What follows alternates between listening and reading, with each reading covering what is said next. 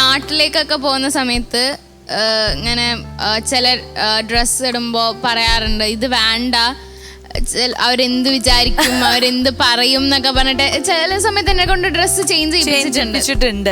അപ്പൊ ഇനിയിപ്പോ അമ്മ എടുത്ത് ചോദിക്കാം. അപ്പൊ അമ്മയ്ക്ക് ശരിക്കും അത് കാണുമ്പോ ഇഷ്ടമാണ്, മോൾക്ക് നന്നായി ചേരുന്നുണ്ട്, അങ്ങനത്തെ ഫീലിങ്സ് ഉണ്ട്. നാട്ടുകാരെന്ത് പറയും എന്നുള്ളൊരു മൈൻഡിൽ എപ്പോഴും ആ ഒരു ബ്ലോക്ക് ഇപ്പോഴും ഉണ്ടോ?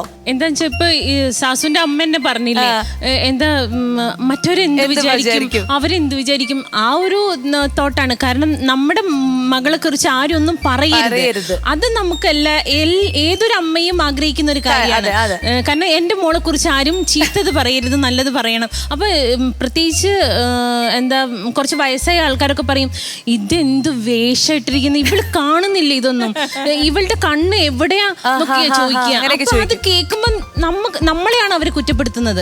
കാരണം നമുക്ക് നമ്മുടെ മകള് അവർക്ക് കംഫർട്ടായിട്ടുള്ള ഒരു ഡ്രസ്സ് ഇടുന്നതിനെ കൊണ്ട് ഒരു കുഴപ്പമില്ല. പക്ഷേ ഇതാണ് പ്രശ്നം.